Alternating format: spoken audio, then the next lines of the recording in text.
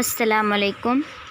Hello students, here present to you class 9 chapter 1 Rise of British Rule in India. Name से ही आपको idea आ जाएगा कि इस chapter में हम ब्रिटिशर्स के बारे में पढ़ने वाले हैं, किस तरह वो हमारे इंडिया में आए और धीरे धीरे उन्होंने अपना नाम किया, रूल किया और किस तरह इंडिया को बर्बाद भी किया. Since the ancient period, India has enjoyed an incomparable position in the whole world due to its economic, cultural and religious inheritance. पहले के ज़माने से ही इंडिया बहुत हाई पोजीशन पर था, उसके आर्थिक, धार्मिक और सांस्कृतिक जो हमें पुश्तैनी चीज़ें मिली थी उस वजह से. Due to the economic prosperity and cultural inheritance, people from different nations of the world came to India. India इतना फेमस था कि दूर दूर से लोग इंडिया में आते थे.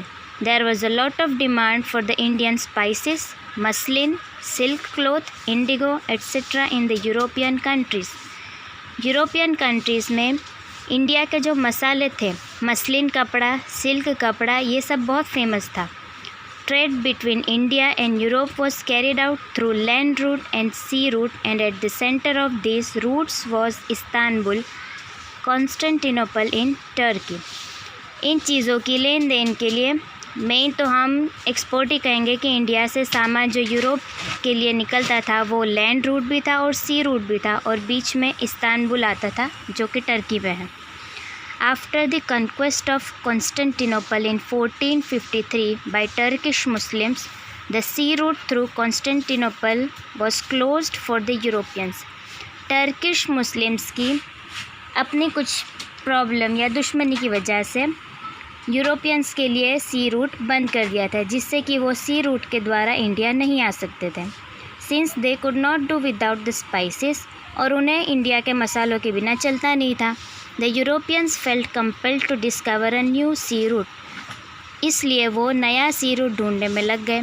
So an era of geographical discoveries began. और इस तरह geographical discoveries का निर्माण हुआ.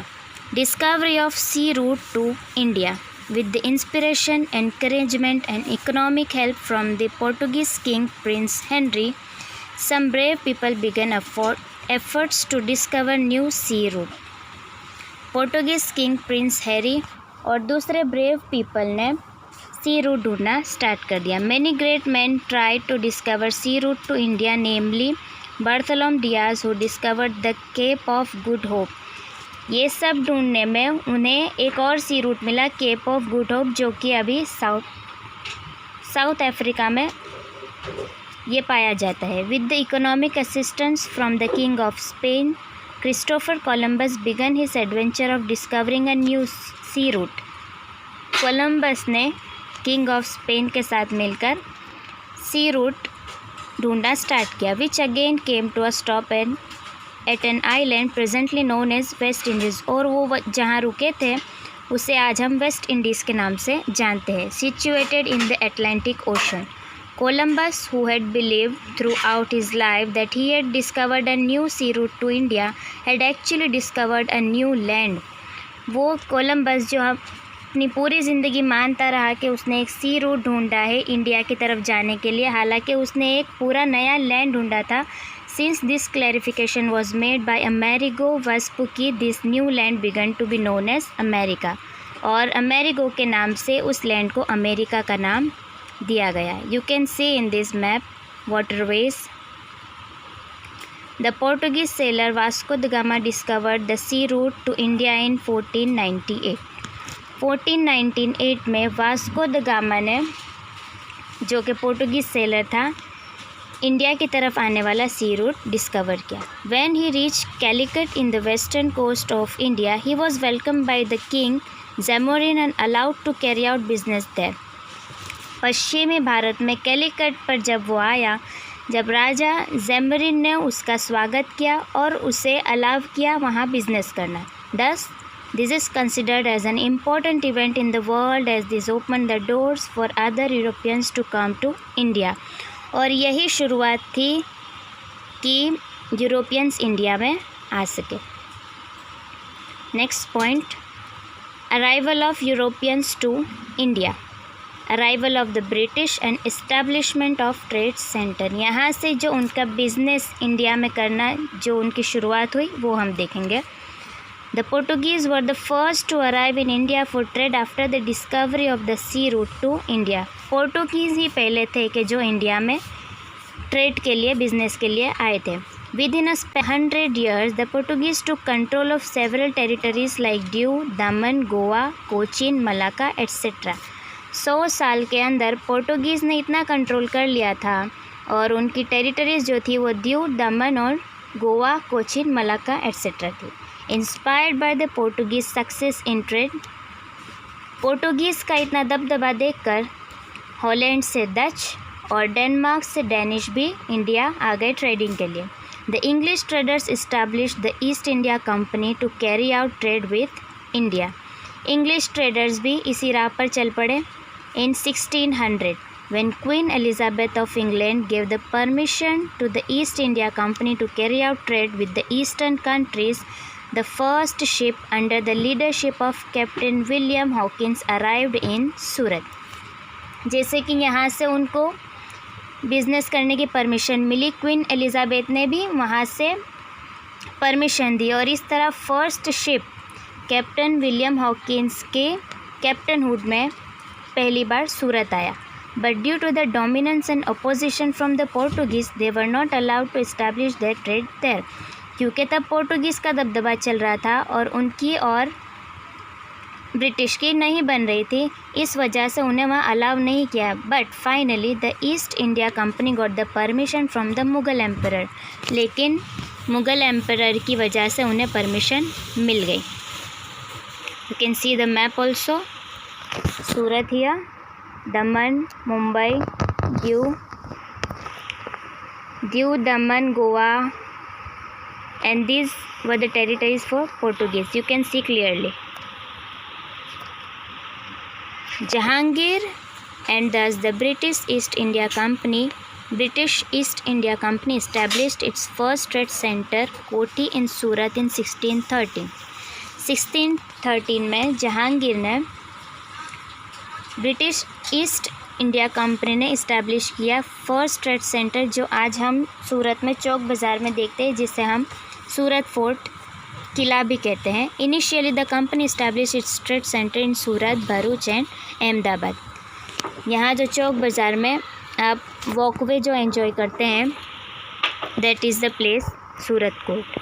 But due to the strong presence of the Marathas in this region, the company sensed danger to its existence and hence move toward the south and east directions where they set up their centers in Machilipatnam, Andhra Pradesh, St. George, Chennai and Fort William, Kolkata.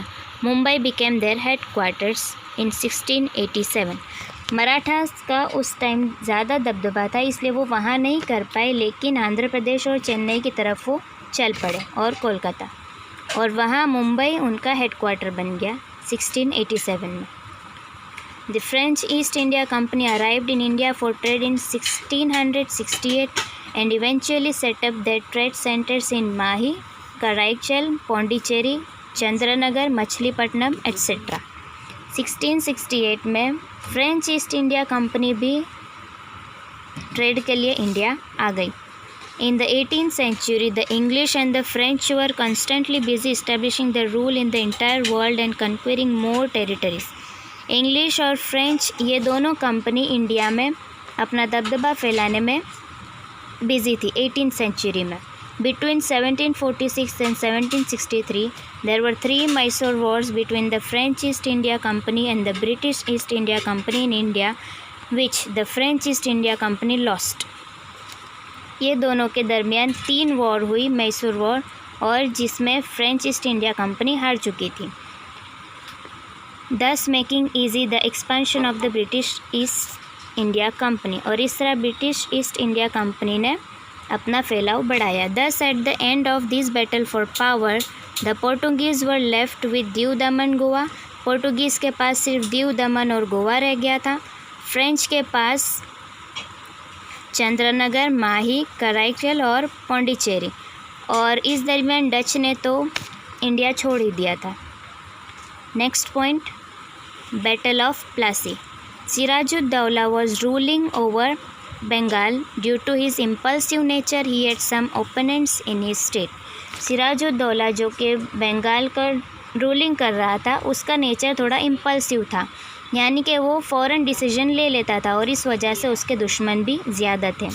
During this period, the British East India Company built a fortress around the trade center in Kolkata on pretext of security reasons without taking the permission of the Nawab. इस दौरान सिराजुद्दौला के बंगाल में उसके ruling के दरमियान इस company ने अपना ट्रेड शुरू किया नवाब की परमिशन के बिना. But Nawab Sirajuddaula destroyed the fortress. जैसा कि आप जानते हैं सिराजुद्दौला का इम्पल्सिव नेचर, उसने सारा फोर्ट्रेस सब कुछ उनका. When this news reached Madras, a small army of the company led by Robert Clive reached Bengal in order to help the Kolkata Trade Center. जैसे ही ये खबर सुनी मद्रास वालों ने, उन्होंने अपनी स्मॉल आर्मी के साथ कंपनी की मदद के लिए कोलकाता ट्रेड सेंटर पर आ गए.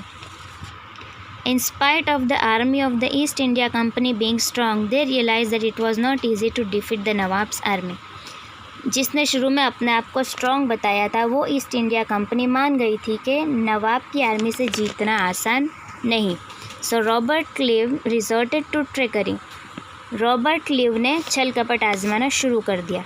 A conspiracy was planned in order to defeat the Nawab, in which the Nawab's commander-in-chief Mir Jafar and Seth Amichand were coaxed to join. नवाब का जो कमांडर इन चीफ था मीर जाफ़र और सेठ अमीचंद को ख़रीद लिया गया. इंग्लिश गवर्नमेंट ने उनको शामिल कर लिया. On the pretext that the nawab is unnecessarily harassing the people, a war was declared at a ground near a village name Plassey. ऐसी अफवाह उड़ाई गई कि नवाब जो है लोगों को परेशान करता है, और इस तरह एक प्लासी के करीब एक ग्राउंड पर एक लड़ाई शुरू कर दी गई.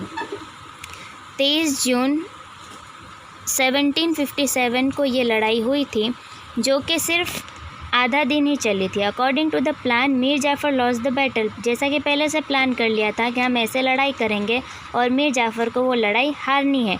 Siraj-ud-Daulah was defeated. क्योंकि मीर जाफ़र हार गया, सिराजुद्दौला की हार हुई. Due to Robert Clive's treachery, उसके छल कपट की वजह से, the battle of Plassey ended in just half a day. The company as a result got a freehold over 24 परगनस.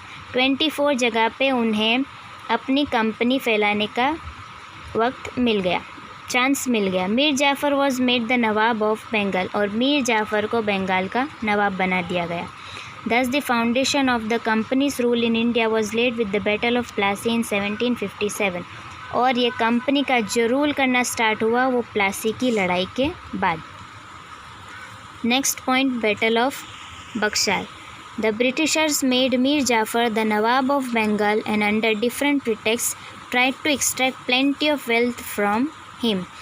उन्होंने मीर जाफ़र को नवाब बनाया ही था कि उससे ज़्यादा पैसा ऐंठने के लिए. Due to their greed to gain more powers, the East India Company manage to dethrone Mir Jafar and made Mir Qasim. ज़्यादा लालच की वजह से, पावर की ज़्यादा लालच की वजह से उन्होंने मीर जाफ़र को भी हटा दिया और मीर कासिम को नवाब बना दिया. Mir Qasim proved to be more ambitious than Mir Jafar and thus became a threat for the company. Mir Qasim जो कि ज़्यादा अच्छी और ऊंची सोच वाला निकला और वो इंग्लिश गवर्नमेंट के लिए फ़ायदेमंद नहीं था, इसलिए उन्होंने फिर से मीर कासिम को हटा दिया और मीर जाफ़र को नवाब बना लिया. Hence Mir Qasim was removed and Mir Jafar was again made the Nawab. Mir Qasim took refuge with the Nawab of Awadh. और जो कि मीर कासिम को निकाल दिया गया, वो नवाब ऑफ अवध के पास उसने शरण ली. During this time the Mughal emperor Shah Alam had come to Awadh. उस वक्त शाह आलम भी वहाँ पर आया हुआ था. So all three of them decided to join hands and fight the company unitedly and thus declared a war. और इस तरह तीनों ने एक दूसरे से हाथ मिला लिया और इस कंपनी के खिलाफ वॉर शुरू की. At Buxar the East India Company fought against the united army in which the united army lost. इस दरमियान यूनाइटेड आर्मी लॉस्ट, यानी कि ये जो तीनों ने मिलकर लड़ाई की वो हार गए. दस the company got the Deewani rights. और इस तरह ईस्ट इंडिया कंपनी को दीवानी राइट्स मिल गए जो कि बंगाल, बिहार और उड़ीसा का टैक्स अब वो वसूल सकते थे। Next point, expansion of the company rule. किस तरह से कंपनी ने अपने रूल उन पर लगाए। The English government passed a regulating act in 1773 according to which the governor of Bengal was made the governor general and all the trade and political activities of the company were brought under his direct control. Governor of Bengal ने governor general बनाए जिससे कि वहाँ जो भी हो वो सब कुछ डायरेक्टली उनके कंट्रोल में आ जाए। The Mumbai Madras governor and his council were brought under him. Thus Warren Hastings became the first governor general of India. और इस तरह वॉरेन हेस्टिंग इंडिया का फर्स्ट गवर्नर जनरल बना। During his tenure the first Maratha war and the second Mysore war with Hyder Ali of Mysore was waged. और इस तरह मराठा की पहली और मैसूर की दूसरी वॉर हैदर अली के साथ वॉरेन हेस्टिंग के समय में हुई। The problems for the East India Company increase because it had to face both the powers simultaneously. और इस वक्त उन्हें बहुत सारी मुश्किलों को झेलना पड़ा। Cornwallis took over as governor general after Warren Hastings. उसके बाद कॉर्नवालिस आया। During the tenure of Cornwallis the third Mysore war took place with Tipu Sultan. और थर्ड मैसूर की जो वॉर थी वो टीपू सुल्तान के साथ हुई। टीपू सुल्तान जो कि मैसूर का शेर कहा जाता था। The company had to join hands with the Marathas and the Nizam to defeat the Tipu Sultan. Company ने मराठा और निज़ाम के साथ हाथ मिला लिया टीपू सुल्तान को हराने के लिए। Tipu could not win against the combined forces and had to accept the treaty. तीन सेना की वजह से टीपू सुल्तान उनसे लड़ाई नहीं कर पाया। After Cornwallis sir John Shore became the governor general. Cornwallis के बाद सर जॉन शोर को गवर्नर बनाया गया। Due to some rigid policies adopted by him the East India Company's fame declined and Marathas became stronger. इनकी policies कुछ इतनी काम नहीं आई और इस वजह से कंपनी डाउन हो रही थी और मराठा स्ट्रॉन्ग हो रहे थे। So governor general Wellesley who came after John Shore got the responsibility of making the company supreme in India. इसलिए उन्होंने सर जॉन शोर के बाद वेलेस्ली को गवर्नर बनाया और उनके कंधों पर यह जिम्मेदारी दी कि उन्हें कंपनी को इंडिया में एकदम सुप्रीम बनाना है। For this Wellesley introduced the subsidiary alliance system. Company को सुप्रीम बनाने के लिए वेलेस्ली ने एक सब्सिडरी अलायंस सिस्टम बनाई जिसके रूल कुछ इस तरह थे। First point, this pink one, first point, the army trained by the East India Company government will be provided to the state that accept the system. जो भी सिस्टम को accept करेगा उसे एक ट्रेन आर्मी दी जाएगी जो कि उनकी रक्षा करेगी अंदरूनी बाहर हर तरह के खतरे से।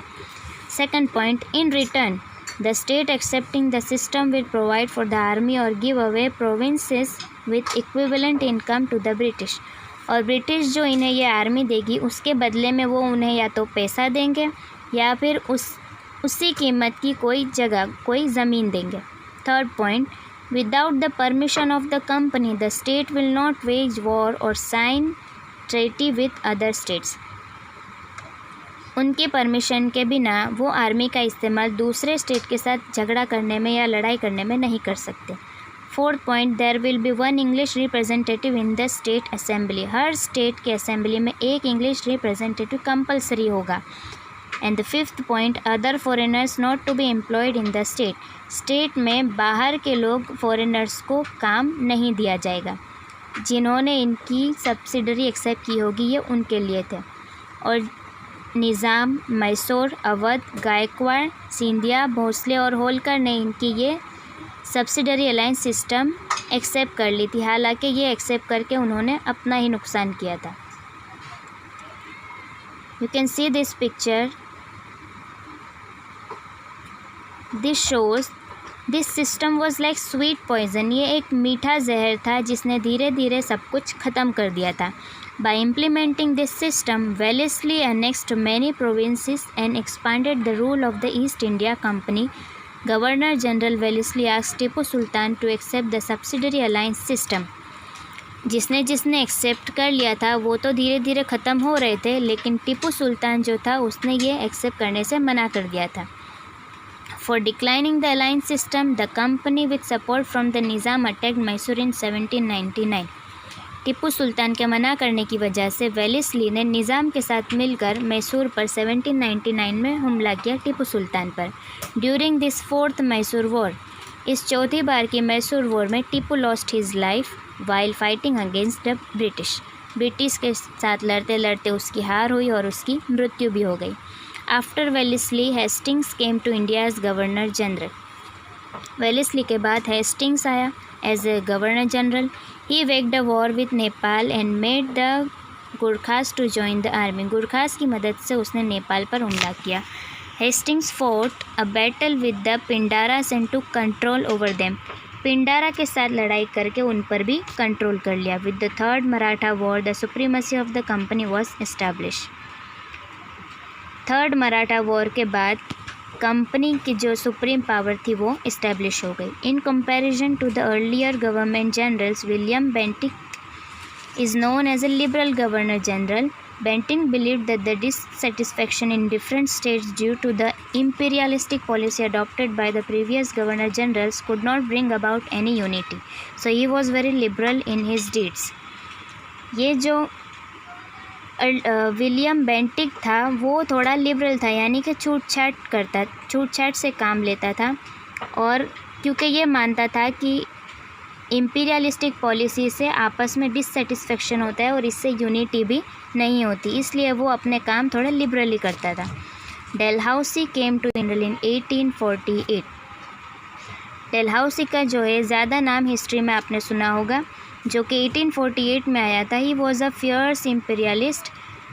वो एक साम्राज्यवादी था. Dalhousie adopted the policy of annexation for the expansion of the company and British imperialism in India. Main इनका मोटो तो था कि इनकी कंपनी को आगे लाना है, बढ़ाना है और हो सके उतना पैसा बनाना है, और इस वजह से वो नई नई पॉलिसीज़ बनाते रहते थे. डेलहाउसी ने नई पॉलिसी बनाई थी, पॉलिसी ऑफ एनेक्सेशन, जिसमें 5 तरह की पॉलिसी थी. First, annexation by war. War करके जीता जाए, जिसमें उसने पंजाब और पेगू यानी कि लोअर बर्मा पे जीत हासिल की थी. Next point, annexation due to king dying without heir. जिस राजा का मरने के बाद कोई और वारिस ना हो, उसका शासन सीधा सीधा इंग्लिश गवर्नमेंट के अंडर आ जाएगा. इस तरह से उसने सतारा, जैतपुर, संबलपुर, उदयपुर, झांसी के लड़ाई जो कि आप जानते हो, भगत, नागपुर, इन सबको इस तरह से शरण में लिया गया. Annexation on pretext of mismanagement. Awadh के मिसमैनेजमेंट की वजह से वो भी इंग्लिश गवर्नमेंट में चला गया. एनेक्सेशन ऑन प्रीटेक्स्ट ऑफ डेप्ट कलेक्शन. निज़ाम्स भी अपने प्रोविजंस टैक्स की वजह से चले गए. Annexation to end a namesake rule. Karnataka और तंजौर तो अपने नाम की वजह से ही चले गए. Besides being an imperialistic, Dalhousie was also a reformist. The first railway line in India between Mumbai, Thane, 1853 was made by him only. Wireless system between India and England, establishment of public work department, English education, etc. ये सारी चीज़ें Dalhousie ने किया. हालांकि ये उनके फ़ायदे के लिए था, क्योंकि उन्हें जो गुड्स था, जो माल था, वो पोर्ट तक पहुंचाना था, वहाँ से कि वो इंग्लैंड तक पहुंचा सके. और इंग्लिश एजुकेशन इसलिए स्टार्ट किया कि हम उनकी लैंग्वेज समझकर उन्हें काम में आ सके. Were all introduced during his tenure. He passed laws to ban child marriages and advocated widow remarriage.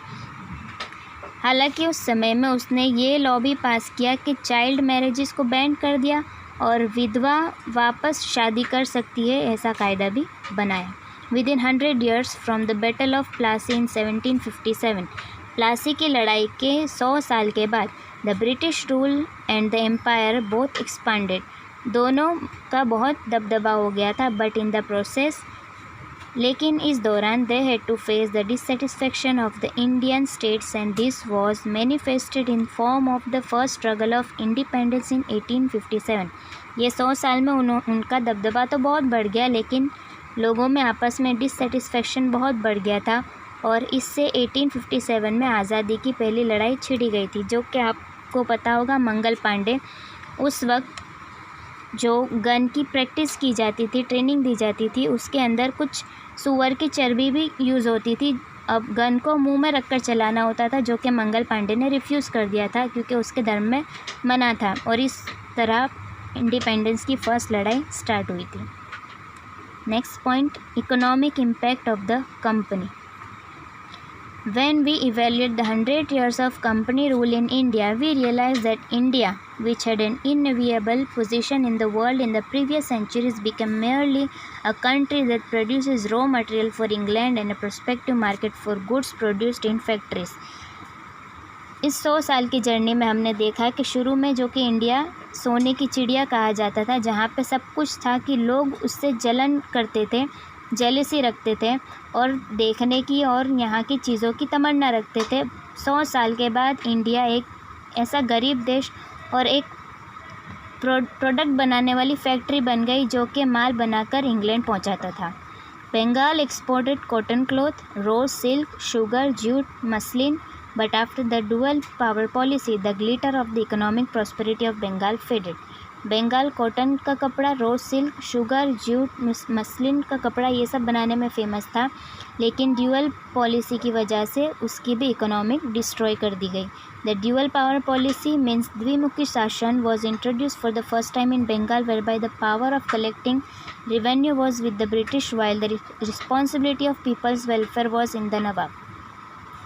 Thus, the British got the power without any responsibility and the Nawab had the responsibility without any power. This was known as the subsidiary alliance system which ruined Bengal economically. ये policy इस तरह की थी कि वहाँ के नवाब पर सारी जिम्मेदारी थी, राज चलाना, सब खर्च करना, हर चीज़, लेकिन उनके हाथ में पावर नहीं था और अंग्रेज़ों ने पावर अपने हाथ में रखा था, जबकि जवाबदारी उनकी कुछ भी नहीं थी, वो सिर्फ पैसा ऐंठना जानते थे। The unfair revenue collection policy by the company made the Indian peasant debtor. The British government imposed unfair taxes on the Indian cloth industries. और जो इंडियन इंडस्ट्रीज़ जो बनी थी, क्लॉथ इंडस्ट्रीज़, उस पर इतने टैक्सेस लगा दिए कि जिससे कि ये इंडस्ट्री भी डाउन हो गई। They adopted various deceitful practices to ruin the prosperous Indian industries, because of which it completely collapsed. The Indian artisan became poor and unemployed. और इससे बेकारी और गरीबी बहुत बढ़ गई। The company traders forced the weavers of Bengal to sign contracts for providing definite quantity of cloth in a short period. और ये सब वक्त में कंपनी ने एक कॉन्ट्रैक्ट किया बंगाल व्यूवर्स के साथ कि जो बहुत अच्छे कपड़े बनाते थे उन्हें कम टाइम में अच्छा सा कपड़ा बनाकर देना था। If the weaver refuse he would be punish by being lashed और जेल। और अगर वो मना करते थे तो उन्हें कोड़े मारे जाते थे या फिर जेल में बंद कर दिया जाता था। Before the arrival of the company the Indian villages were self reliant and prosperous, but under the company rule they become dependent and poor. ये कंपनी के आने से पहले इंडिया के गांव भी बहुत अच्छे और बहुत समृद्ध थे, वहाँ भी सब कुछ होता था, लेकिन इसके बाद सारे गांव भी डिपेंडेंट और गरीब हो गए। During the rule of the East India company, the first railway line between Mumbai and Thane and steamer service between India and England was started and development of the ports in Mumbai, Madras and Kolkata also took place. इस दौरान उन्होंने railway line बनाई मुंबई और थाने के बीच, steamer service between India and England, और इस तरह पोर्ट्स का काम, ports in Mumbai, Madras and Kolkata का भी विकास हुआ। Next point, social impact of the company rule. Company के रूल्स के समाज पर क्या असर हुई? During the British administration the spirit of freedom of speech and thought developed among people due to the development of newspaper. Newspaper की वजह से लोगों में सोच और बोलने की फ्रीडम पाई गई। In the Indian society certain wrong social customs, rights and rituals were prevalent during this time, like उस दौरान कुछ गलत रिवाज भी चल रहे थे, जैसा कि सती सिस्टम, जैसा कि पति मर जाए अगर तो पत्नी को जिंदा ही उसके पीछे जल जाना पड़ता था, that is called Sati system. Female infanticide, अगर लड़की हो तो उसे गर्भ में ही मार दिया जाता था, child marriage etcetera. Raja Ram Mohan Roy, Durgaram Mehta, Behramji Malabari etcetera were the stalwarts whose role was instrumental in getting the laws passed with the help of Britishers. ये सब ने मिलकर ब्रिटिशर्स से मिलकर ये सारे जो भी कुरिवाज थे उन सबको मिटाया. राजा राम मोहन राय ये सब के बारे में आप पिछले स्टैंडर्ड में पढ़ चुके होंगे.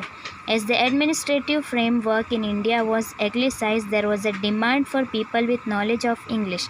जैसा जैसा उनका काम बढ़ता जा रहा था उन्हें इंग्लिश जानने वाले लोगों की ज़रूरत पड़ने लगी. English education began to be imparted in India due to Lord Macaulay's endeavours, as recommended by Charles Wood. University were established in Mumbai, Madras and Kolkata. और लॉर्ड मैकॉले ने एजुकेशन सिस्टम में बदलाव लाया और चार्ल्स वुड के recommendation की वजह से मुंबई, मद्रास और कोलकाता में यूनिवर्सिटीज़ बनाई गई, खास उनके इंग्लिश सिखाने के लिए.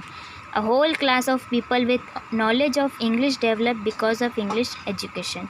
With the passage of time, this group made demands for social reforms and gave momentum to the process of reforms. और इस तरह इंग्लिश पढ़ने वालों की इंग्लिश एजुकेशन की तादाद बढ़ गई और जैसे जैसे लोग पढ़ते गए उनकी मांग और momentums to the process of reforms थोड़ी लिबरलिज्म भी मांगते गए. Conclusion. Thus, the East India Company came to India being allured by the prosperity and trade opportunity. और जैसा कि हम जानते हैं ईस्ट इंडिया कंपनी इंडिया में बिजनेस के इरादे से आई थी. The company rule in India produce certain good and bad results in the political, economic, social and cultural fields. और इस तरह वो जो रूल कर गए उसका अच्छा और बुरा दोनों रिज़ल्ट हमें पॉलिटिकल, इकोनॉमिकल, सामाजिक, सांस्कृतिक हर फील्ड में नज़र आता है. The company adopted the policy of making England prosperous at the cost of India and the reforms they made in the administration for their own interests indirectly proved to be beneficial for India. हालांकि उन्होंने ये सब अपने फ़ायदे के लिए किया था लेकिन ये थोड़ा हमारे लिए भी बेनिफिशियल पाया गया. Here chapter 1 over.